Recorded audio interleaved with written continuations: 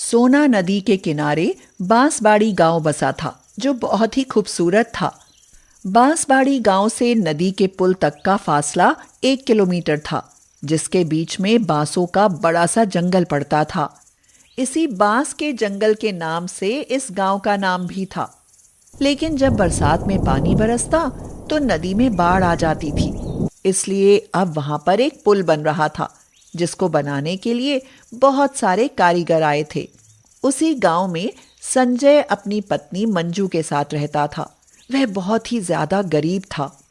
एक दिन शाम को उसने मंजू को खुशखबरी सुनाई। मंजू, जरा यहाँ आओ, तुमको बहुत अच्छी खबर सुनाता हूँ। मंजू दौड़ती हुई आई और पूछा, कौन सी खबर है, बताओ। यहाँ तो सब मनहूस खबरें सुनने को मिलती हैं। मेरे तो भाग फूट गए तुमसे शादी करके। इस बात पर संजय भड़क कर बोला, हे भगवान, हर समय ये क्या बकती रहती हो तुम। अरे मैं अच्छी बात सुनाने जा रहा हूं और तुम रोना धोना मचा देती हो। अच्छा सुनो, एक खुशखबरी है हमारे पास। कोई काम नहीं है ना, हम खाली बैठे हैं। अब यहाँ पर पुल बनने वाला है, कारीगर आ गए हैं। मैं भी पुल पर काम कर लिया करूंगा तो मेरे पास बहुत सारे रुपए हो जाएंगे। यह सुनकर खुशी से मंजू की आंखें चमकने लगी। थोड़े ही दिनों में मंजू और संजय भी काम करने के लिए जाने लगे। मंजू और संजय की वहां कई मजदूरों से जान पहचान हो गई। वे अपने साथ खाना ले जाते थे, तो कभी कभी उन मजदूरों को भी खिला देते थे।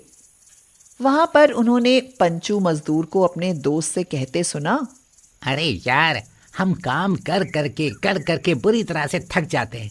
फिर खाना बनाने का मन ही नहीं करता, इसलिए हम उल्टा सीधा खा लेते हैं। अगर हमें बना बनाया खाना मिलता तो हम बड़े आराम से और भी ज्यादा रुपए कमा सकते हैं। संजय पंचू से बोला, हाँ, बात तो तुम सही कहते हो। 1-2 दिन की तो बात होती तो हम आप सब लोगों को बनाकर खाना खिलवा देते, लेकिन हमारा घर दूर पड़ जाता है ना। फिलहाल कल तुम सब लोग मेरे यहाँ आना, दावत है, क्योंकि कल मेरा बर्थडे है। मंजू ने भी हामी भर ली। शाम को सभी लेबर संजय के यहाँ आए। वे खाना खाकर और उसको गिफ्ट देकर चले गए। उनकी खुशी को देखकर मंजू के मन में एक आइडिया आया। उसने संजय से कहा, क्यों ना हम एक ढाबा ही खोल लें। यह सुनकर संजय को हंसी आ गई और वह बोला, हमारे पास तो एक पैसा भी नहीं है, फिर हम ढाबा कैसे बनवाएंगे? एक और आइडिया है। हमारे यहाँ जो बांसों का जंगल है, इनमें से हम बांस काट कर अपना ढाबा बनाएंगे, जिससे यह बिल्कुल फ्री में बनेगा। इस बात को सुनकर संजय बहुत खुश हो गया। अरे हाँ, ये तरकीब तो बहुत अच्छी है। एक भी पैसा नहीं पड़ेगा। हल्दी लगे ना फिटकरी और रंग चोखा। तुम कितनी समझदार हो। तो फिर चलो, आज से ही हम इस काम को शुरू करते हैं। शुभ काम में देरी नहीं करनी चाहिए। हाँ ठीक है। संजय ने मजदूरी करनी छोड़ दी। अब दूसरे दिन से ही मंजू और संजय दोनों ही बांस लाने के लिए जुट गए। धीरे धीरे उन्होंने बहुत अच्छा ढाबा बना लिया। मंजू और संजय स्वादिष्ट खाना बनाने में जुट गए। दोपहर को संजय ने जाकर सभी मजदूरों को बता दिया। पंचू तो खुशी के मारे उछलने लगा। वह खाने का शौकीन था। वह बोला, अब तो मजा आ गया, हमें रोज अच्छा अच्छा खाना खाने को मिलेगा। रोज मंजू के ढाबे पर भीड़ लगने लगी। मंजू और संजय की आमदनी बहुत ज्यादा बढ़ गई। उधर मजदूर भी बहुत खुश थे। वे खाना खाकर कहते, वाह भैया वाह, कितना अच्छा खाना बना है। उनका ढाबा बांस वाला ढाबा के नाम से फेमस हो गया और आसपास के इलाके के भी बहुत सारे लोग आने लगे। उनकी आमदनी इतनी ज्यादा बढ़ गई कि अपनी झोपड़ी की जगह संजय ने अपना मकान बनवाना शुरू कर दिया। इससे संजय के पड़ोस में रहने वाले बदलू नामक आदमी ईर्ष्या से सुलग गया। उसने अपनी पत्नी चमेली से कहा, संजय के यहाँ देखो, जैसे लक्ष्मी बरस रही है और हम कितने कंगाल हैं। अब हम भी ढाबा खोलेंगे।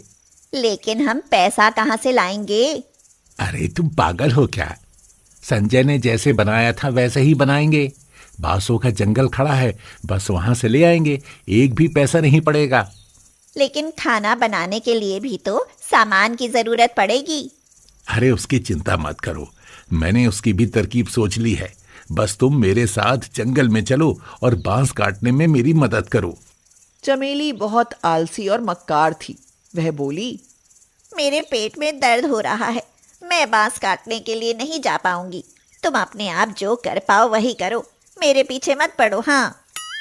बदलू उसे गालियां देने लगा। अरे करम जली, ये आलसी कहीं की, वहां मंजू को देख, कितना काम कर रही है वो। मैं उतना नहीं कर पाऊंगी।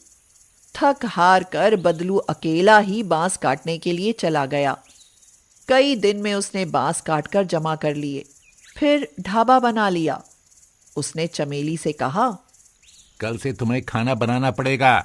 चमेली ने पीछा छुड़ाने के लिए कह दिया, ठीक है, मैं बना लूंगी, लेकिन सामान तो है ही नहीं, पहले सामान तो लाओ। उसी रात को बदलू ने संजय के यहाँ चोरी की और उसके यहाँ जितना भी राशन खाने पीने का सामान रखा था वह सब चुरा कर ले आया और सवेरे उन लोगों ने खाना बनाना शुरू कर दिया। उधर सवेरे जब संजय की नींद खुली तो उसने देखा उसके भंडार घर में रखा हुआ सारा सामान गायब है। वह परेशान हो गया। उसने मंजू से कहा, हमारे यहाँ चोरी हो गई, अब हम खाना अभी कैसे बना पाएंगे? मैं फिर से सामान लेने जा रहा हूँ। वह फिर से सामान लाने के लिए बाजार चला गया। जब वह बाजार से सामान लेकर लौटा तो उसके बाद खाना बनना शुरू हो गया, इसलिए आज उसके यहाँ देर हो गई। मंजू, आज हमारे यहाँ खाना खाने के लिए ग्राहक आएंगे तो उनको देर हो जाएगी, लेकिन फिर भी हम खाना बनाकर रख लेते हैं। उधर बदलू ने चिल्ला चिल्ला कर लोगों को बुलाना शुरू कर दिया। स्वादिष्ट खाना खाने के लिए पधारिए, आइए, हमारा नया ढाबा खुला है, देखिए आपको यहाँ कितने लजीज व्यंजन खाने के लिए मिलेंगे। चमेली ने खाना तो बनाया था, लेकिन एक तो वह अच्छा खाना बना नहीं पाती थी, दूसरे खाना बनाने में उसका मन तो लग ही नहीं रहा था। उसने सब्जी चढ़ा दी और अपने आप आराम करने लगी। थोड़ी ही देर में सब्जी जलने लगी। फिर उसने जैसे तैसे कच्ची पक्की रोटियां बनाकर रख दी। बदलू ग्राहकों को इकट्ठा करके लाया और उनको खाना परोसने लगा। जैसे ही ग्राहकों ने खाना शुरू किया वैसे ही वे सब नाराज होने लगे। एक ग्राहक बोला, छी छी छी छी छी, ये कैसा खाना है, सब्जी जली हुई कड़वी लग रही है और नमक मिर्च का तो पता ही नहीं है। तो दूसरा ग्राहक बोला, अरे ये दाल है या पानी, ऐसी भी दाल होती है क्या, और सलाद का पता भी नहीं है। तीसरे ग्राहक ने भी कहा, अरे भैया रोटी तो देखो, लकड़ी की तरह सख्त हो गई है, ऊपर से कच्ची भी है। चौथा ग्राहक तो गुस्से में बोला, चलो भैया चलो, ऐसा घटिया खाना तो हमारे मुंह में भी नहीं चलेगा। अभी हम देख कर आए तो संजय के यहाँ खाना बन रहा था, अब बेचारे के यहाँ चोरी हो गई थी, इसलिए खाना बनाने में थोड़ा लेट हो गया है। हाँ भाई, चलो चलो चलो भाई चलो। थोड़ी देर में सब ग्राहक वहां से भाग गए और संजय के ढाबे पर पहुंच गए। वहां खाना तैयार हो चुका था। संजय ने सभी ग्राहकों को खाना परोसा और वे सब खाने लगे। उधर बदलू ने चमेली को फटकारना शुरू कर दिया और कहा, तुमने घटिया खाना बनाकर सारा सत्यानाश कर दिया। हमारे पास इतना पैसा नहीं है कि हम कारीगर को बुलाकर रख सकें और उससे खाना बनवाएं। तुमने चोरी करके राशन इकट्ठा किया, उससे तुम्हारी बरकत कैसे होगी, और गलती मेरी बता रहे हो। मैं इतना अच्छा खाना बनाती हूँ कि मेरे घर में सब मुझे अन्नपूर्णा कहते थे। तुम्हारे घर आकर मेरी जिंदगी ऐसी नाश हुई है। बदलू उसकी पिटाई लगाने लगा। फिर उन दोनों ने अपना ढाबा तोड़ फोड़ डाला और कहा, हम दोनों ही संजय और मंजू की तरह नहीं है, इसलिए हम उनकी नकल नहीं कर सकते। हम जैसे हैं वैसे ही ठीक हैं।